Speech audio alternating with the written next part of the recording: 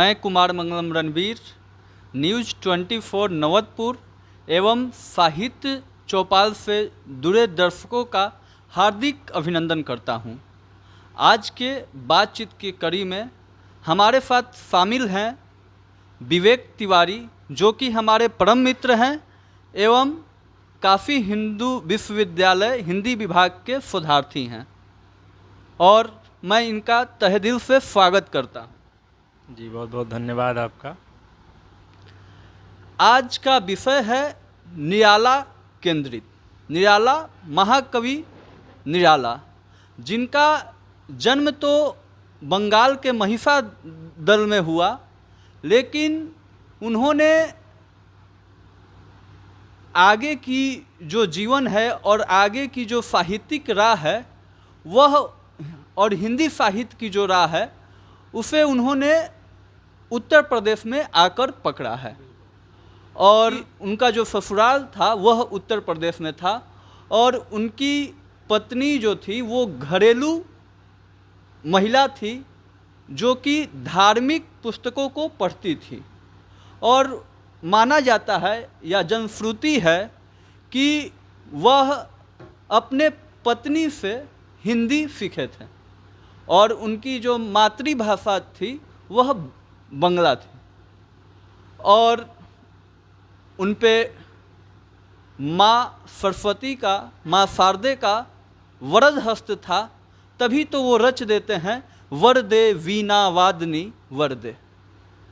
लेकिन उनका जो जीवन था, उस जीवन में संघर्ष की जो गाथा है वह अद्भुत है, अद्वितीय है।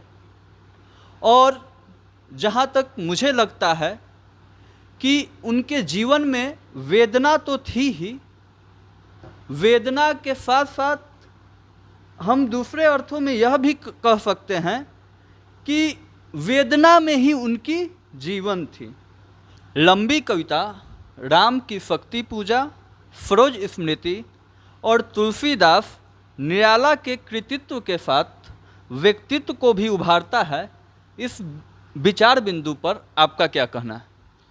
देखिए, निराला की जो कविता है और निराला जिस तरह के रचनाकार हैं और जिस रूप में हिंदी साहित्य में समादृत हैं, उसका एक बहुत बड़ा पक्ष ये है कि निराला की जो साहित्य रचना है वो उनके जीवन से जुड़ी हुई रचना है। वो दोनों एक दूसरे में इस प्रकार गुत्थम-गुत्थ हैं कि अलगा करके हम उनका विश्लेषण अगर करेंगे तो हम ठीक अर्थ को नहीं प्राप्त कर पाएंगे। तो आपका कहना यह जो है वो मैं उससे सहमति अपनी रखता हूँ कि ये जो तीनों लंबी कविताएं हैं, यद्यपि निराला की अन्य बहुत सी छोटी छोटी कविताएं भी हैं जो उनके एक तरह से संस्मरण के तरीके से उनकी अभिव्यक्त कविताएं हैं, लेकिन ये जिन तीन मुख्य कविताओं के लिए निराला हिंदी में जाने जाते हैं और हिंदी क्या विश्व में जो जाने जाते हैं, तो ये तीनों उनके व्यक्तित्व की परिचायक कविताएं हैं। आप तीनों कविताओं को देखेंगे तो तीनों कविताओं में संघर्ष दिखाई देगा। मतलब निराला एक संघर्ष के कवि हैं और यह संघर्ष ही उनको जो है महान कवि बना देता है।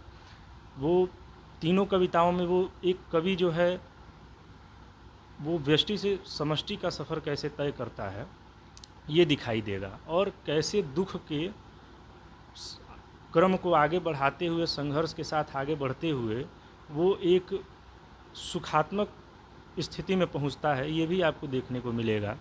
राम की शक्ति पूजा कविता की शुरुआत होती है रवि हुआ अस्त।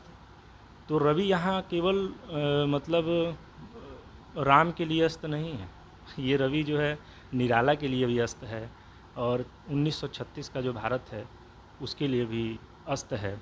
और जो पुरुषोत्तम नवीन होते हैं वो केवल पुरुषोत्तम नवीन नहीं होते हैं शक्ति पा करके, वो निराला भी नवीन होते हैं, और 1936 का भारतीय जो दौर है, जो समाज और राष्ट्र है, वो भी नवीन होता है।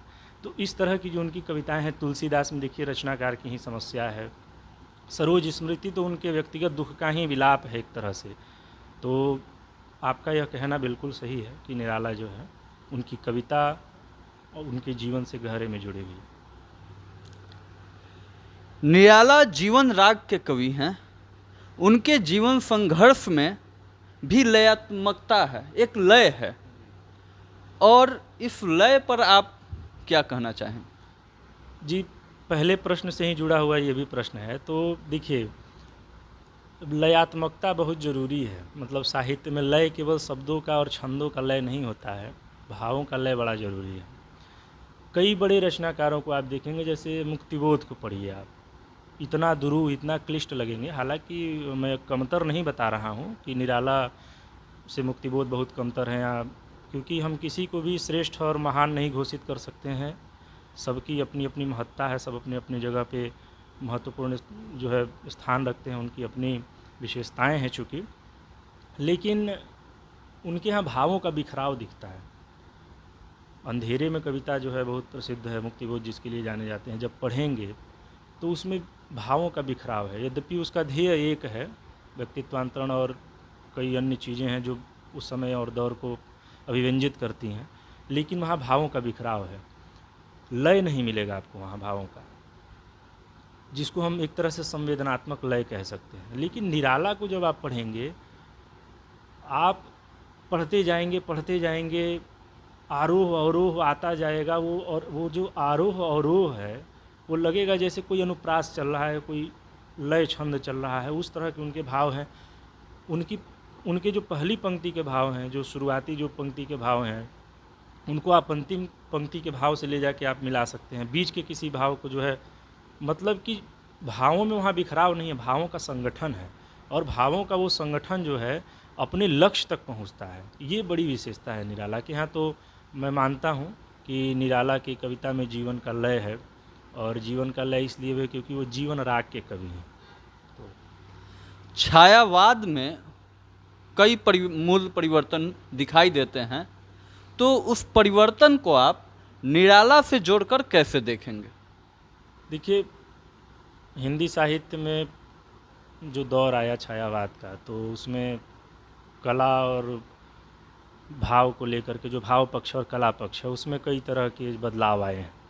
लेकिन निराला जो है, चार स्तंभ तो कहा जाता है महादेवी, प्रसाद और पंत और निराला को, लेकिन निराला इसमें सबसे अलग दिखाई देते हैं। जैसे एक बहुत बड़ा पक्ष है रहस्य का, स्वच्छंदतावाद का। तो ये जो रहस्य की भावना है, ये आपको प्रसाद के यहाँ मिलेगी, पंत के यहाँ मिलेगी, महादेवी के यहाँ तो पूरा मतलब हैं ही वो। लेकिन निराला एक अलग रचना रच रहे थे, अपने धुन के वो धनी थे।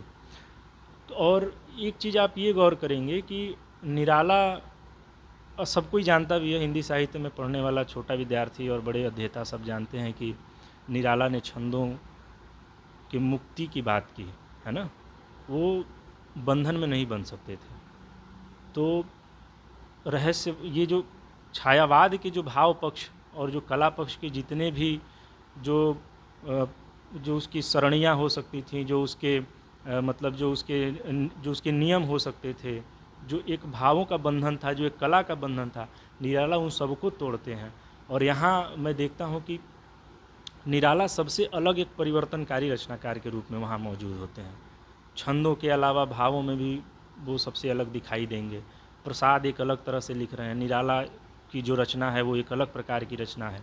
तो इसलिए मैं मानता हूँ कि जो छायावाद के दौर में जो बदलाव दिखाई देता है, तो छायावाद का तो एक समग्र रूप में बदलाव है, लेकिन उस बदलाव में एक निराला की जो अपनी निजता वाली बदलाव है, जो निराला का अपना है। तो इस मामले में मैं मानता हूँ कि निराला जो है बहुत अच्छी उपस्थिति दर्ज कराते हैं अपने छायावाद के दौर में। निराला जो हैं अपनी कविताओं के माध्यम से युगों का अतिक्रमण भी करते हैं, तो वह एक कवि के लिए कितना उचित है कि वह अपने युग का अतिक्रमण कर रहा है? देखिए, निराला जो है अतिक्रमण के लिए ही जाने जाते हैं। तो और जो पहले के प्रश्न है उनसे जुड़ता हुआ यह भी प्रश्न है, युगों का अतिक्रमण तो करते ही हैं निराला। छायावाद के दौर में वो प्रगतिवादी कविताएं लिख रहे होते हैं, और एक तरह से आप कह सकते हैं कि वो एक दूरदृष्टा कवि भी हैं इस मामले में, कि छायावाद के दौर में वो प्रगतिवादी कविताएं लिख रहे हैं, जिसका एक पूरा बाकायदा दौर ही आता है प्रगतिवादी रचना का, जिसमें बाबा नागार्जुन, केदारनाथ अग्रवाल, ये सब लोग वहाँ उपस्थित होते हैं अपनी अपनी कविताओं के साथ। और उस तरह की कविताएं निराला पहले लिख रहे होते हैं। तो किसी रचना की यह दूरदर्शिता जो होती है उसको एक बड़ा रचनाकार बनाती है। तो निराला ने न केवल छंदों के मुक्ति की बात की, न केवल भाव और कला पक्ष की परिपाटियों को तोड़ने की बात की, युगों को भी तोड़ा उन्होंने। छायावाद के उस दौर में निराला ऐसी बात ने, कई लोगों ने आरोप लगाया कि निराला जो है प्रसाद की तरह एक राष्ट्रीय भावना से ओतप्रोत उस स्तर के रचनाकार नहीं हैं जैसी। दरअसल वो लोग नाटक से जोड़ के देखते हैं, प्रसाद के जो नाटक है, चंद्रगुप्त आदि जो नाटक है, लेकिन लोग यह नहीं समझ पाते हैं कि प्रसाद ठीक है महत्वपूर्ण रचनाकार है और वो लिख रहे थे और वो बहुत ज़रूरी रचनाएं थी, लेकिन निराला इन सब, ऐसा नहीं है कि निराला के यहाँ ये सब चीज़ें मौजूद नहीं हैं, थोड़ी निचले स्तर पे हैं, प्रसाद के उस स्तर तक नहीं जा पाती हैं। लेकिन ये देखना चाहिए कि जो वैविध्य है निराला उस तरह की भी रचना कर रहे थे जैसी प्रसाद कर रहे थे। निराला प्रकृति की रचना कर रहे थे जो पंत कर रहे थे। कुछ कविताएं निराला की रहस्य भावना से भी युक्त हैं जो महादेवी कर रही थी। तो ये जो अन्य जो 4 स्तंभ में जो 3 मूर्तियां हैं, उन सब का कुछ न कुछ अंश निराला के यहाँ हमको दिखाई देता है, और इनकी अपनी जो मौलिक चीज़ें हैं वो इनकी अपनी ही हैं। ये न प्रसाद के यहाँ देखने को मिलेंगी, न पंत के यहाँ देखने को मिलेगी, न महादेवी के यहाँ मिलेगी। तो निश्चित रूप से निराला जो है युग के अंदर से रहते हुए आगामी युग को पहचानते हैं और इस तरह वो युग का अतिक्रमण करते हैं। अब आप निराला के गद्यकार स्वरूप जो है, उन्होंने कई उपन्यास, संस्मरण वगैरह भी लिखा है, उस पर प्रकाश डालें। देखिए, निराला को मैं मुख्यतः कवि ही मानता हूँ, है ना। वो गद्य रचनाएं उन्होंने की और अच्छी रचनाएं की। बिल्ले सुबह करिया और ये सब जो रचनाएं हैं वो प्रगतिवाद से जुड़ती हैं अधिक, तो और वो उसी दौर की रचनाएं भी हैं। जो उस समय की समस्या है उसको वो उठाते हैं। लेकिन वो, मैं निजी तौर पे मैं निराला को कमतर नहीं बता रहा हूँ, लेकिन मैं उनको कवि की जगह गद्यकार कम मानता हूँ। हर रचनाकार की अपनी एक सीमा होती है। निराला के गद्य इसलिए आपको आकर्षित करते हैं, उनकी खूबी क्या है मैं इस पे ज़्यादा बात करना चाहता हूँ। वो आपको अपनी ओर इसलिए आकर्षित करते हैं कि वो संस्मरणात्मक अधिक है ना। जो भी उनकी कहानियाँ, जो उपन्यास या जो कुछ भी उन्होंने लिखा, उसमें उन्होंने अपने आसपास की चीज़ों को प्रस्तुत किया। और ये संयोग कहिए या विधि का विधान कहिए कि निराला का जो जीवन है उसमें मिर्च मसालों की कमी नहीं है। वो मतलब वो ऐसा जीवन उन्होंने जिया कि मतलब लगभग सामान्य तौर पे कोई इस तरह का जीवन नहीं जीता है। और जो त्रासदी एक रचनाकार और एक व्यक्ति के रूप में निराला ने झेली, मुझे नहीं लगता है कि उस दौर में किसी अन्य रचनाकार ने, खास करके जो छायावाद का दौर था, किसी अन्य रचनाकार ने झेली हो। तो इसलिए निराला के गद्यकार रूप को मैं स्वीकार करता हूँ, लेकिन उस स्तर पर नहीं स्वीकार कर पाता हूँ जो स्तर उनकी कविता का है। बहुत बहुत धन्यवाद विवेक जी। आगे भी आप साहित्य चौपाल से जुड़े रहें।